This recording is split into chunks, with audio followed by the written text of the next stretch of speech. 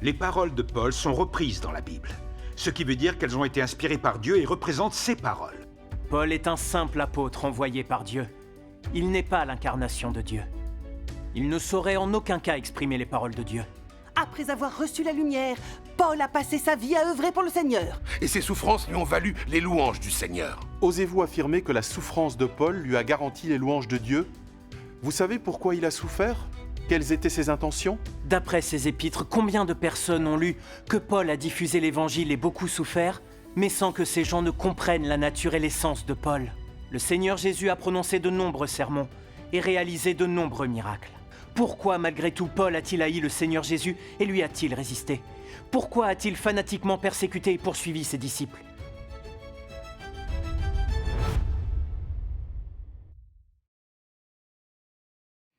Vous dites que les paroles de Paul ne sont pas la vérité. Alors pourquoi sont-elles inscrites dans la Bible? Les paroles de Paul sont reprises dans la Bible, ce qui veut dire qu'elles ont été inspirées par Dieu et représentent ses paroles. Nous nous devons donc de les appliquer. Amen. Les paroles de l'apôtre Paul sont inscrites dans la Bible. Elles sont donc les paroles de Dieu. Oui, c'est reconnu par tous les membres de la communauté religieuse. Personne n'ose le nier. Amen. Nous appuyons tous nos efforts sur les paroles de l'apôtre Paul. Pourquoi serait-ce une erreur, hein? Frères et sœurs, les paroles de Paul ont beau figurer dans la Bible, ça n'en fait pas des paroles de Dieu.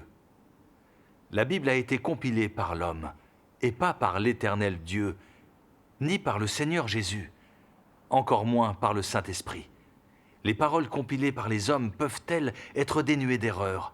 Les paroles de l'Éternel dans la Bible, les paroles de l'Éternel transmises aux prophètes et les paroles du Seigneur Jésus sont les paroles de Dieu.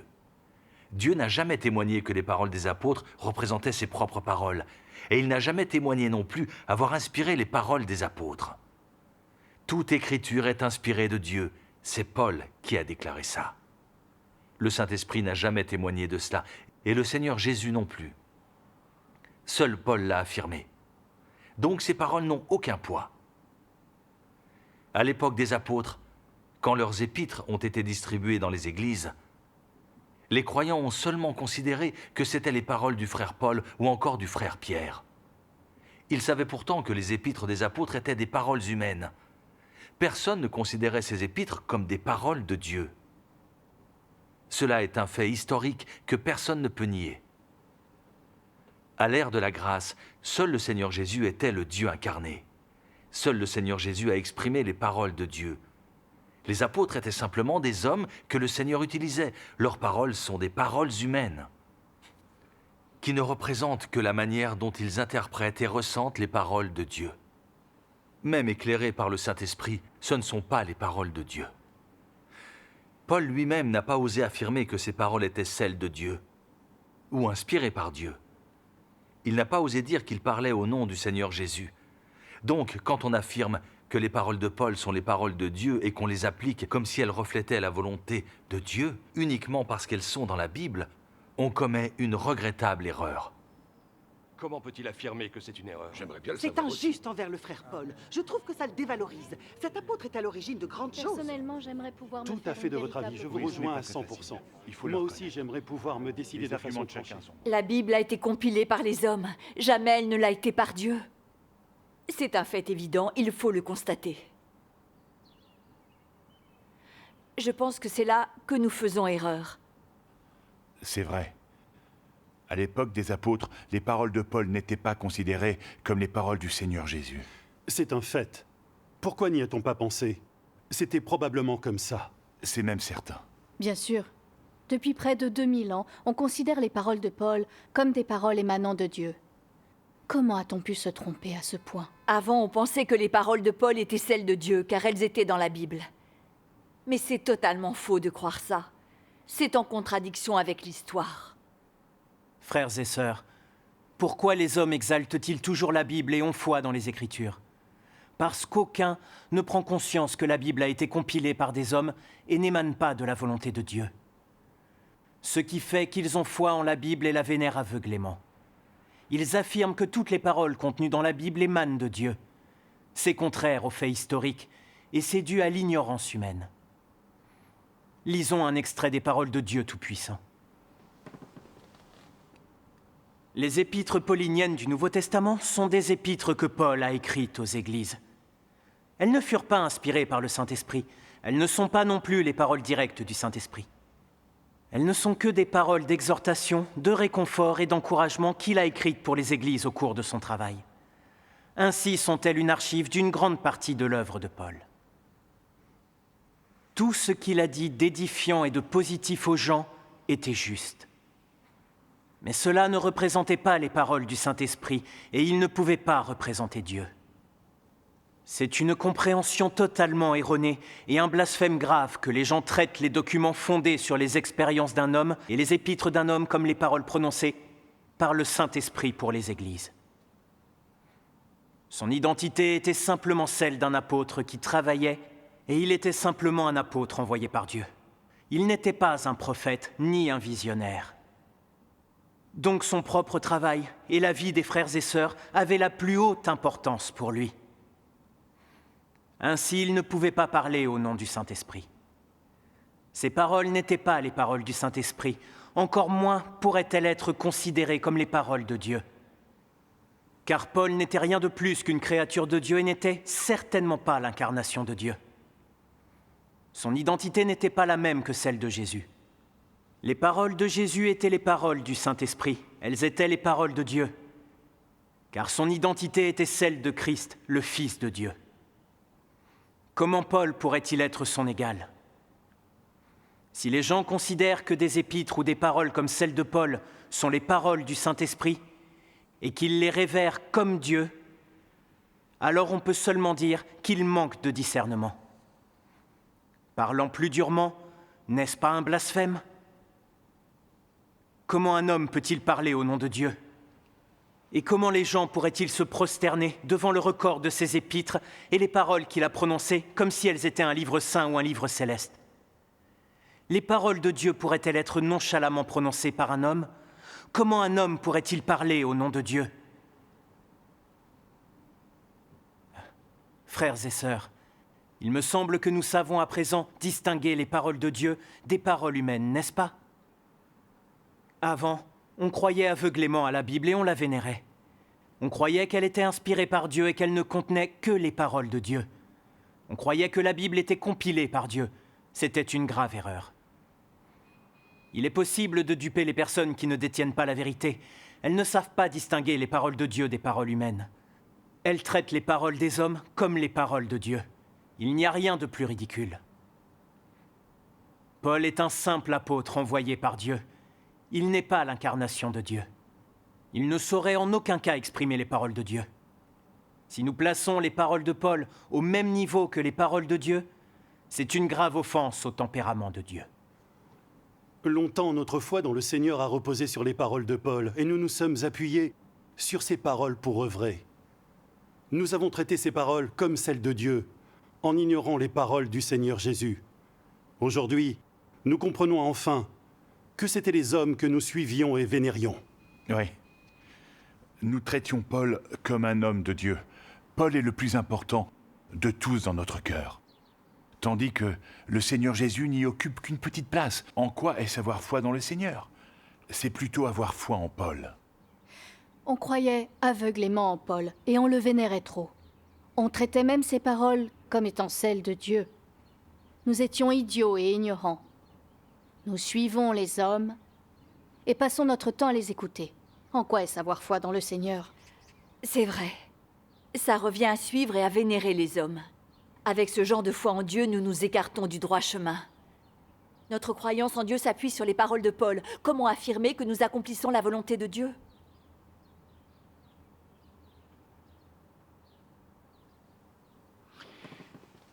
Même si les paroles du frère Paul ne sont pas les paroles de Dieu, après avoir été appelé par Dieu, il a passé toute sa vie à diffuser l'Évangile.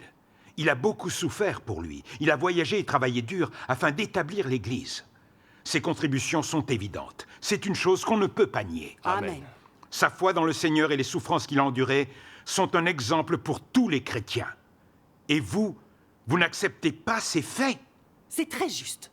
Après avoir reçu la lumière, Paul a passé sa vie à œuvrer pour le Seigneur. Toute la communauté religieuse le reconnaît. Et vous osez nier ce fait? Le Seigneur Jésus est apparu en personne devant Paul et l'a pris comme apôtre. Paul a œuvré pour le Seigneur pendant des années, affrontant bien des dangers et subissant une grande persécution. J'espère que vous vous en souvenez. Frères et sœurs, d'après ces épîtres, combien de personnes ont lu que Paul a diffusé l'Évangile et beaucoup souffert, mais sans que ces gens ne comprennent la nature et l'essence de Paul? Tout le monde sait que, quand le Seigneur Jésus a accompli son œuvre, Paul était le principal coupable. Il haïssait la vérité et résistait au Seigneur Jésus. D'ailleurs, Paul lui-même n'a pas osé le nier. Le Seigneur Jésus a prononcé de nombreux sermons et réalisé de nombreux miracles. Pourquoi, malgré tout, Paul a-t-il haï le Seigneur Jésus et lui a-t-il résisté? Pourquoi a-t-il fanatiquement persécuté et poursuivi ses disciples? C'est bien la preuve que, par nature et par essence, Paul haïssait profondément la vérité et Dieu. Pourquoi s'est-il autant efforcé de protéger les intérêts des sacrificateurs et des pharisiens? Pourquoi est-il resté fidèle au judaïsme? Cela prouve que son cœur pensait uniquement à son statut et pas à Dieu. Pour obtenir une meilleure position, il a résisté à Dieu et il a persécuté les croyants. Il voulait à tout prix être récompensé par le judaïsme. Quel genre de personnage est-il? Ce n'est pas difficile de s'en rendre compte. Frères et sœurs, ça me rappelle quelque chose. Quelle situation a poussé Paul à accepter l'appel du Seigneur, à devenir apôtre et à diffuser l'Évangile? Quand Paul pourchassait et persécutait fanatiquement les disciples du Seigneur Jésus, ce dernier n'a eu d'autre choix que d'apparaître à Paul dans le ciel. Le Seigneur l'a aveuglé d'une grande lumière qui l'a fait tomber à genoux. On peut donc dire que le Seigneur n'est pas apparu à Paul parce qu'il lui avait été fidèle. Il lui est apparu dans le cadre d'une punition. Il n'avait pas le choix. Paul était obligé de se sacrifier et de souffrir pour lui, parce que le Seigneur Jésus était apparu devant lui. C'est pour expier ses fautes qu'il a fait ça. Il a compris que le Seigneur était trop puissant, qu'il était capable de l'aveugler et de le faire tomber à genoux. Il avait peur d'être puni et envoyé en enfer. C'est pour ça qu'il s'est sacrifié pour le Seigneur. Si le Seigneur Jésus ne lui était pas apparu, est-ce qu'il aurait suivi le Seigneur ou se serait sacrifié pour lui s'il considère sa nature diabolique qui lui a fait résister au Seigneur Jésus? Bien sûr que non. Donc, Paul n'avait pas vraiment foi dans le Seigneur Jésus. Il n'a pas souffert pour lui et ne s'est pas sacrifié de son plein gré. Il n'avait pas le choix, il était obligé. Donc on constate que Paul a œuvré et souffert pour le Seigneur parce qu'il n'avait pas le choix. Il n'était pas du tout fidèle au Seigneur. Et en le prenant en exemple comme on le fait, est-ce qu'on ne résiste pas au Seigneur, nous aussi? Nous aussi, nous sommes trop aveugles. Avant, on se concentrait uniquement sur la souffrance de Paul, sans connaître vraiment sa nature et son essence. Et Paul nous dupait. Et donc, leur explication d'aujourd'hui est conforme aux faits. Si on regarde la nature de Paul, ce qu'il a dit et la souffrance qu'il a tant endurée, on voit trop d'impureté et d'hypocrisie. Il nous a vraiment trompés. Je ne suis pas d'accord avec ce que vous dites. Même si le frère Paul n'était pas parfait, le Seigneur ne lui a jamais reproché ses transgressions passées. Paul a œuvré et souffert pour lui. Pendant des années, il a payé un prix plus fort que les autres. Et ses souffrances lui ont valu les louanges du Seigneur. Le frère Paul reste notre exemple à suivre. C'est vrai. Le frère Paul est le plus grand des apôtres. C'est lui qui a le plus souffert. Pour faire rayonner son nom, personne n'a œuvré plus que lui. Il est donc un exemple pour tous les chrétiens. Si le frère Paul n'a pas obtenu les louanges de Dieu, alors qui est susceptible de les mériter? Mes frères, osez-vous affirmer que la souffrance de Paul lui a garanti les louanges de Dieu? Vous savez pourquoi il a souffert? Quelles étaient ses intentions? Je suis certain qu'il voulait racheter ses péchés. Il n'avait pas le choix. Il voulait une récompense et la couronne. Comment le Seigneur pourrait-il accepter sa souffrance? Le Seigneur est juste. Il observe constamment les hommes et leur cœur. Les hommes ne voient pas en Paul, mais Dieu peut voir en lui. Ne doit-on pas être convaincu que Dieu est juste? Pourquoi est-ce que les hommes glorifient Paul, l'adorent et l'exaltent à ce point-là? Ils résistent au Seigneur Jésus en faisant ça. Pourquoi les hommes prennent-ils la défense de Paul? Quel problème ça illustre? Se range-t-il du côté du Seigneur pour le défendre? Ces hommes ont-ils réellement foi dans le Seigneur? Paul a été obligé de se sacrifier et de beaucoup souffrir. Et ça, nous en convenons tous. Mais quand vous dites qu'au fond, Paul haïssait la vérité et était l'ennemi de Dieu, je ne suis pas d'accord. Qu'est-ce qui vous permet de dire ça? Oui. Comment pouvez-vous affirmer que Paul déteste la vérité? Expliquez-nous ça clairement. Oui. Vous nous dites que Paul déteste la vérité. Expliquez-nous ce qui vous fait dire ça. En quoi Paul déteste-t-il la vérité? Pourquoi osez-vous affirmer ça? Oui, pourquoi? Mes frères et sœurs, il existe des faits qui nous prouvent vraiment que Paul détestait la vérité et qu'il s'opposait à Dieu. Quand le Seigneur Jésus a accompli son œuvre, il a exprimé des vérités, réalisé des miracles et ébranlé toute la Judée. Une personne du calibre de Paul aurait dû savoir que toute l'œuvre du Seigneur Jésus émanait de Dieu. Et pourtant, Paul n'a jamais cherché ni étudié le chemin du Seigneur Jésus. Au contraire, il est allé en ville critiquer publiquement le Seigneur Jésus. Quand le Seigneur Jésus a été crucifié, le soleil s'est assombri, la terre a tremblé, et le rideau du temple s'est déchiré en deux. Le Seigneur Jésus a ressuscité et est apparu 40 jours après sa mort. Ces deux miracles suprêmes ont ébranlé toute la Judée.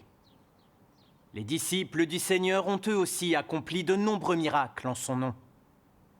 Malgré toutes ces preuves, non seulement Paul n'a pas reconnu que le Seigneur Jésus était Dieu, mais il a décidé de plus encore lui résister. Il a demandé des lettres au souverain sacrificateur, puis il a résisté fanatiquement aux disciples du Seigneur Jésus, allant jusqu'à les persécuter. Apparemment, il ne comptait s'arrêter qu'après avoir tué tous les disciples du Seigneur Jésus, et il était prêt à résister jusqu'à la mort. Ces faits nous apportent la preuve que Paul a sciemment résisté à Dieu et qu'il a voulu interrompre l'œuvre de Dieu. Par nature et par essence, il déteste la vérité et il résiste au Seigneur. Sinon, comment aurait-il pu traiter en ennemi le Seigneur Jésus qui exprimait la vérité? Voyons comment Dieu Tout-Puissant révèle la nature et l'essence de Paul.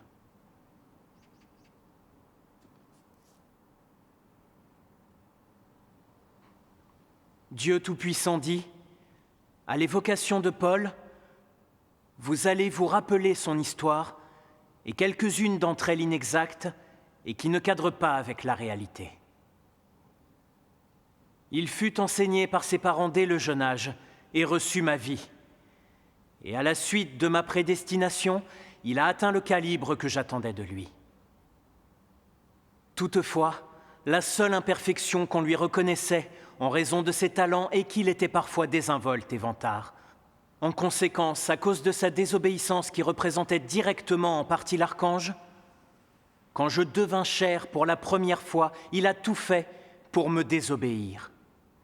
Car au début, il a persécuté le Christ et ne s'est pas soumis au Christ.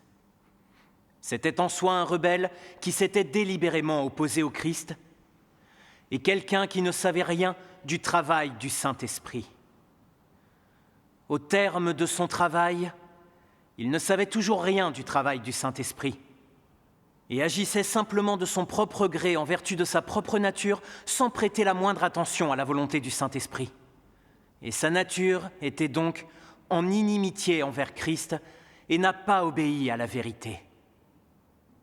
Une telle personne qui avait été abandonnée par le travail du Saint-Esprit, qui ne connaissait pas le travail du Saint-Esprit et qui s'était aussi opposée à Christ, comment une telle personne pourrait-elle être sauvée ? Frères et sœurs, les paroles de Dieu Tout-Puissant révèlent clairement l'essence de Paul.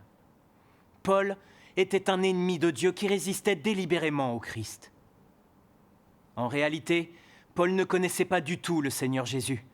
Il lui a résisté fanatiquement, et cela parce qu'il détestait Dieu et les vérités exprimées par le Seigneur Jésus. Donc la nature et l'essence de Paul étaient la haine de la vérité et sa résistance à Dieu. C'est totalement vrai. Avant de recevoir la lumière, Paul s'est opposé de façon méprisable au Seigneur Jésus. Ça prouve bien que par nature, Paul était malveillant. Il était 1000 fois plus malveillant que les pharisiens qui ont résisté au Seigneur Jésus. Ce genre d'individu n'aime en aucun cas la vérité. Sinon, en entendant les prêches du Seigneur Jésus, comment aurait-il pu le haïr et lui résister avec autant de force? Ces faits prouvent que Paul déteste Dieu et la vérité. Par nature, Paul est un antéchrist. Telle est son essence profonde.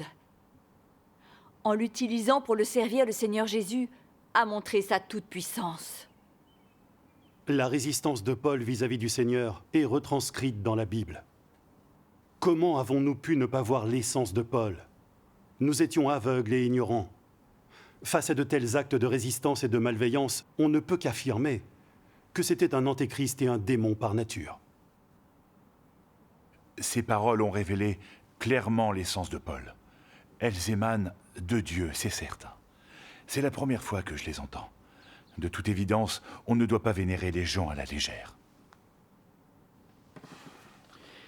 Vous parlez uniquement des péchés que Paul a commis avant d'accepter l'appel du Seigneur. Mais après avoir reçu la lumière, il a diffusé partout la parole du Seigneur. Il a écrit des épîtres pour soutenir les fidèles. Cela prouve que le frère Paul s'était repenti. Amen. On ne peut pas en conclure que c'était un ennemi du Seigneur Jésus d'après des actes commis avant de retourner auprès du Seigneur. Amen. Paul a parcouru presque toute l'Europe pour diffuser la parole du Seigneur Jésus. On ne sait combien d'églises il a mis sur pied, ni combien de personnes ont accepté le salut grâce à lui. Êtes-vous en train de dire que ces actes ne prouvent pas sa repentance? Amen. On ne peut pas dire que Paul résistait à Dieu en s'appuyant sur ce qu'il a fait avant d'accepter le Seigneur. Ce n'est pas juste envers le frère Paul. Nous n'acceptons pas votre point de vue. Non, nous ne l'acceptons pas. Frères et sœurs, Paul a passé beaucoup d'années à diffuser l'Évangile et à écrire après avoir reçu la lumière. Mais ça ne veut pas dire qu'il s'était réellement repenti. À aucun moment ces lettres n'indiquent qu'il a véritablement réfléchi à son comportement diabolique, à savoir sa résistance face au Seigneur Jésus et la persécution de ses disciples. Il n'a fait que reconnaître qu'il était le plus grand des pécheurs. Il n'a pas décrit sa propre nature et sa propre essence. Et il n'a pas expliqué pourquoi il avait résisté au Seigneur Jésus, quelles qu'aient été ses raisons. S'il n'a jamais évoqué ces questions à l'écrit, c'est parce qu'il ne s'est jamais réellement repenti. Pourquoi Paul a-t-il répondu à l'appel du Seigneur Jésus et œuvré pour lui? En réalité, il n'a pas eu vraiment le choix. Il savait que s'il n'acceptait pas, il s'exposait à la punition et à une mort certaine. Il a pu diffuser l'Évangile et souffrir un peu parce qu'il voulait expier ses péchés. Quelqu'un qui cherche uniquement l'expiation, se repent-il réellement? Qui plus est, dans les épîtres de Paul, on voit que quand il diffusait l'Évangile et accomplissait ainsi son travail, il n'a jamais exalté le Seigneur Jésus ni témoigné de lui. Il ne témoignait pas que le Seigneur Jésus rachetait les hommes, subvenait à leurs besoins et les guidait. Il n'a absolument jamais témoigné que le Seigneur Jésus soit la vérité, le chemin et la vie, qu'il est la manifestation de Dieu, Dieu incarné, accomplissant l'œuvre de Dieu. Paul n'a jamais témoigné de l'amour du Seigneur Jésus, ni de la douleur et de l'humiliation que le Seigneur Jésus a enduré pour sauver l'humanité. Il n'a jamais prêché ni témoigné des vérités que le Seigneur Jésus avait exprimées, ni de tout ce qu'il avait dit. Il n'a jamais encouragé les autres croyants à respecter les paroles du Seigneur Jésus. Il ne leur a jamais dit qu'ils devaient suivre le Seigneur, le servir et témoigner de lui conformément aux vérités exprimées par le Seigneur Jésus. Il ne leur a absolument jamais expliqué l'essence de l'œuvre du Seigneur Jésus et ses véritables effets, ni que les hommes doivent accomplir la volonté de notre Père Céleste pour accéder au royaume des cieux. Au lieu de ça, il a expliqué l'œuvre du Seigneur Jésus d'après ses idées, et il a mal interprété les paroles du Seigneur Jésus. La plupart de ces paroles ont gravement perturbé l'œuvre de Dieu pendant l'ère de la grâce. Est-ce que tout ça prouve qu'il s'est vraiment repenti?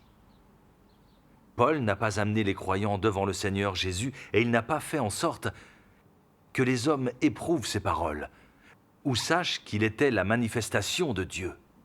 Il s'est exalté lui-même et a témoigné de lui-même. Il s'est contenté d'amener les croyants devant lui et les a poussés à le vénérer. N'a-t-il pas emprunté le même chemin que les pharisiens? Tous ces faits suffisent à prouver que Paul ne s'est jamais vraiment repenti. C'est vrai ce qu'ils viennent de dire. Paul n'a jamais témoigné des paroles du Seigneur Jésus dans ses épîtres. Il parlait au contraire des travaux qu'il accomplissait et de la souffrance qu'il endurait. Et ainsi il s'exaltait de manière à ce qu'on le vénère. Il semble que Paul ne se soit jamais vraiment repenti. Si vous n'aviez pas pris le temps de nous expliquer tous ces faits, nous ne l'aurions jamais su. Avant, nous étions tous aveuglés par la souffrance apparente de Paul. Oui. Vous dites que Paul n'a pas témoigné du Seigneur Jésus? Ça, je ne peux pas l'accepter. Paul a écrit quantité d'épîtres, et elles témoignent toutes du Seigneur Jésus.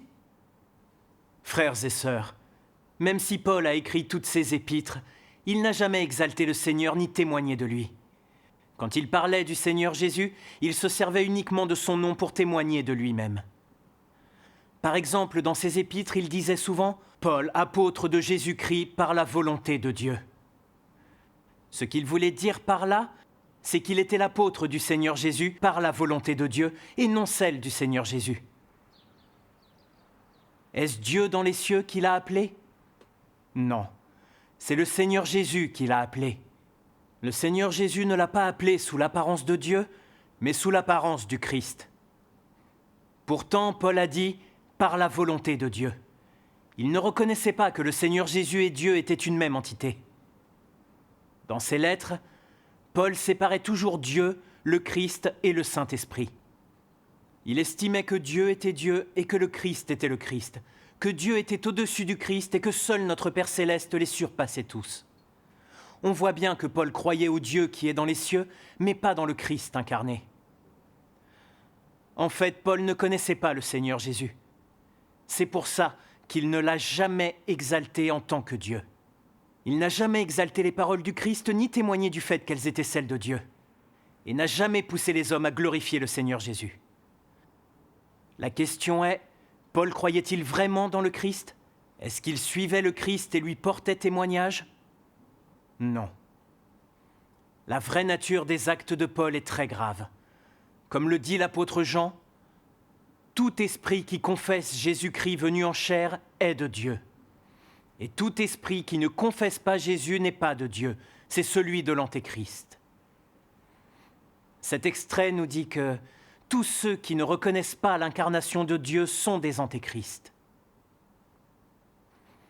Puisque Paul croyait uniquement au Dieu dans les cieux et ne croyait donc pas réellement dans le Christ, d'après l'œuvre de Jésus-Christ, Paul peut être considéré comme un incroyant.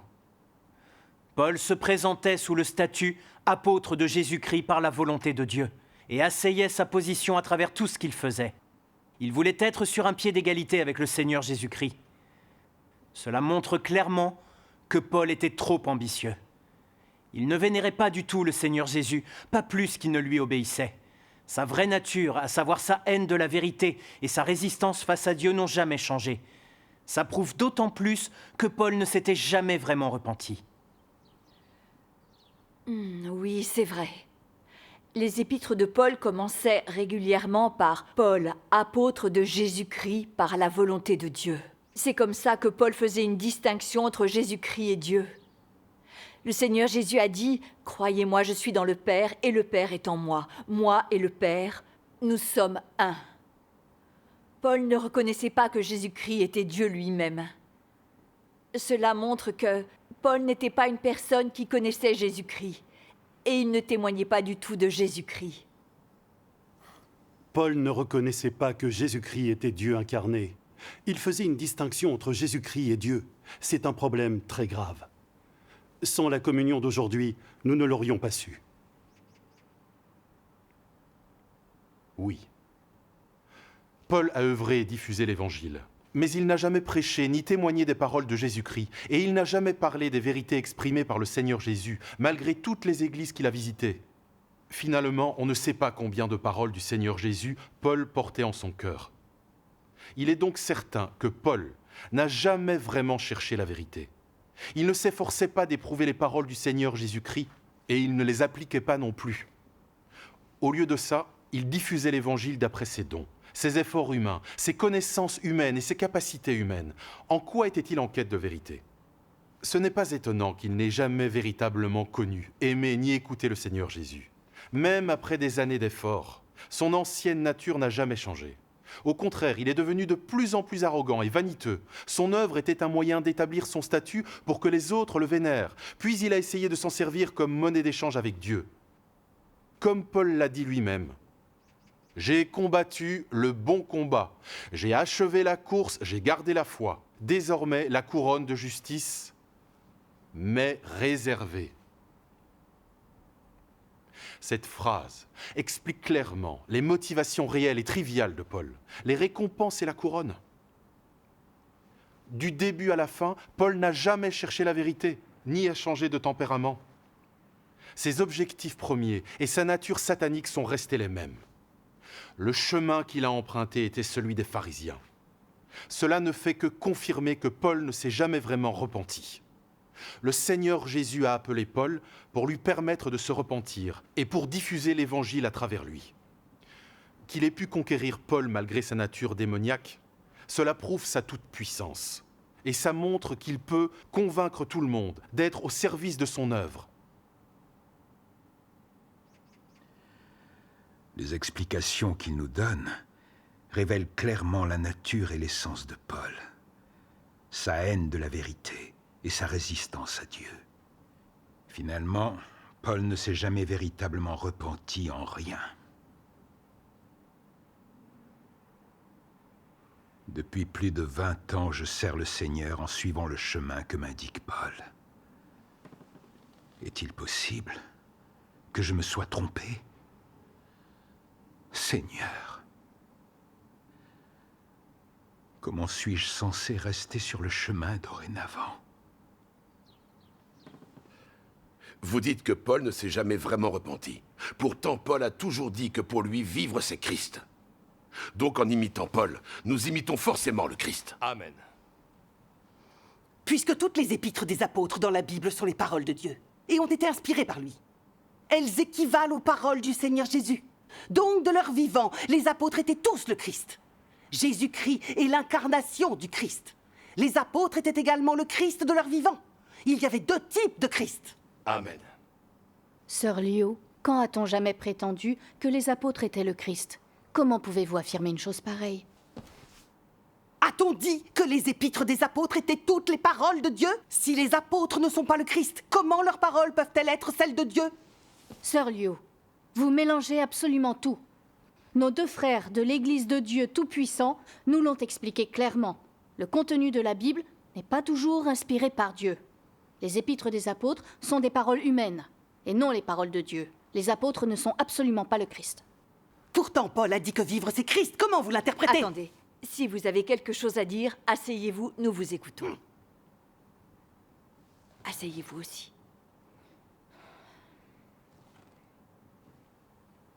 Frères et sœurs, Paul a dit que pour lui, vivre, c'était Christ, mais ces paroles n'engagent que lui.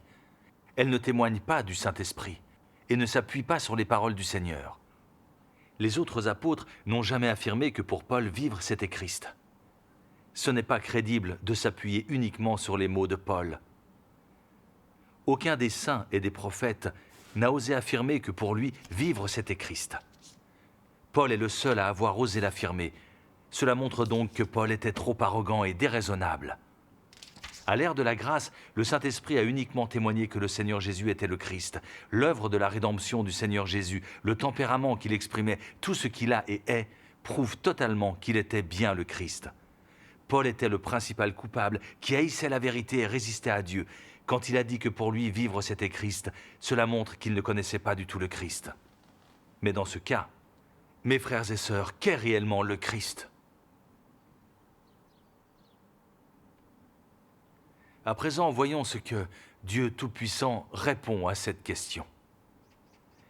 Dieu Tout-Puissant dit « Le Dieu incarné s'appelle le Christ, et le Christ est la chair que revêt l'Esprit de Dieu. Cette chair ne ressemble à aucun homme qui est fait de chair. » Cette différence tient au fait que le Christ n'est pas de chair et de sang, mais il est l'incarnation de l'Esprit. Il possède à la fois une humanité normale et une divinité complète. Sa divinité n'est possédée par aucun homme. Son humanité normale sustente toutes ses activités normales dans la chair, tandis que sa divinité réalise l'œuvre de Dieu lui-même. Que ce soit son humanité ou sa divinité, toutes 2 sont soumises à la volonté du Père Céleste. L'essence du Christ est l'Esprit, c'est-à-dire la divinité. Par conséquent, son essence est celle de Dieu lui-même. Dieu s'est fait chair et est appelé Christ, et ainsi, le Christ qui peut donner la vérité au peuple est appelé Dieu. Il n'y a rien d'excessif à ce sujet, car il possède l'essence de Dieu, et possède le tempérament et la sagesse de Dieu dans son œuvre qui sont inaccessibles par l'homme. Ceux qui se font appeler Christ mais ne peuvent pas faire le travail de Dieu sont des imposteurs. Christ n'est pas seulement la manifestation de Dieu sur la terre, mais plutôt la chair particulière assumée par Dieu pendant qu'il réalise et accomplit son œuvre parmi les hommes. Cette chair ne saurait être remplacée par un homme quelconque, mais c'est laquelle qui peut conduire convenablement le travail de Dieu sur la terre et exprimer le tempérament de Dieu et bien représenter Dieu et donner la vie à l'homme. Les paroles de Dieu nous indiquent que Dieu réalisé dans la chair est appelé le Christ. Le Christ est l'Esprit de Dieu matérialisé dans la chair. Le Christ est l'apparition de Dieu, c'est-à-dire la chair que prend Dieu quand il descend accomplir son œuvre. Et ainsi, on en conclut que le Christ est Dieu. Le Christ peut donner sa vérité à l'homme et lui apporter la vie. Il peut exprimer le tempérament de Dieu ainsi que la sagesse de son œuvre. Le Christ est le juste et il est le Dieu saint lui-même. La vie du Christ est empreinte de sa présence. Il est Dieu incarné depuis sa naissance. Il ne devient pas Dieu à la moitié du chemin parcouru dans la foi. Celui qui est le Christ à la naissance le reste pour toujours. Ceux qui ne naissent pas Christ ne le seront jamais. Les hommes auront beau chercher la vérité, ils ne deviendront jamais le Christ. La vie du Christ est une chose qu'aucun être de la création ou autre ne possède ni n'obtiendra jamais. Paul a dit que pour lui, vivre, c'était Christ. Était-il tout ce que Dieu est? Possédait-il son tempérament? Était-il capable d'exprimer les vérités pour sauver l'humanité? S'il avait la vie du Christ, comment se fait-il qu'il pouvait encore pécher et résister au Seigneur Jésus? Paul a lui-même admis qu'il était le premier des pécheurs. Comment un pécheur peut-il affirmer que vivre, c'est Christ? N'est-ce pas un blasphème? Est-ce à dire que tous ceux qui travaillent dur peuvent devenir le Christ? N'est-ce pas un mensonge? Paul était le principal coupable qui a résisté au Christ. C'est un fait connu de tous. Et par la suite, il a affirmé que vivre, c'était Christ. Donc, il a tenté de se substituer à Jésus-Christ. Comment un antéchrist depuis toujours, un homme aussi proche de Satan, pourrait-il devenir le Christ? Paul a affirmé que pour lui, vivre, c'était Christ. Seulement, c'est clairement un mensonge. C'était un prolongement de son ambition satanique. Ça révélait à quel point Paul voulait devenir Dieu. Il voulait se substituer au Seigneur Jésus dans le cœur des hommes. Ça prouve que la nature de Paul était celle d'un antéchrist. Et que Paul suivait le chemin d'un antéchrist. C'est vrai, c'était le chemin d'un antéchrist. Si on considère tout ce qu'il a fait, c'était Oui, vraiment un c'est vrai, antéchrist. c'était un antéchrist. Je suis aussi Personnellement, je surpris. dois avouer que je n'arrive pas à voir.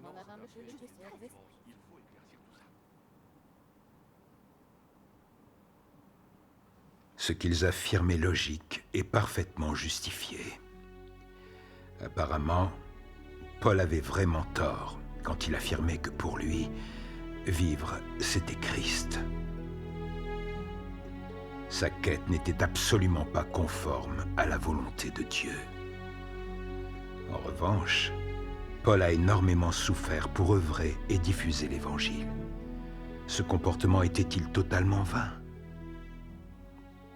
Oh Seigneur!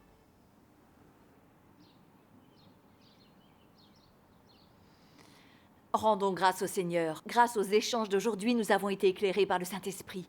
Je sais maintenant ce qu'est le Christ. Je discerne clairement l'essence de Paul. J'ai appris une quantité de choses. Paul n'était pas le Christ.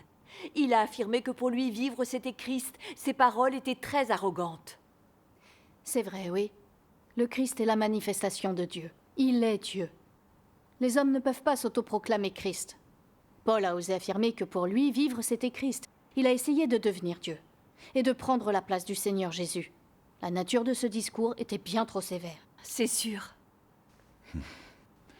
Je ne pensais pas que Paul était aussi ambitieux. Il a osé affirmer que pour lui, vivre, c'était Christ. N'est-ce pas ce que l'archange a fait aussi?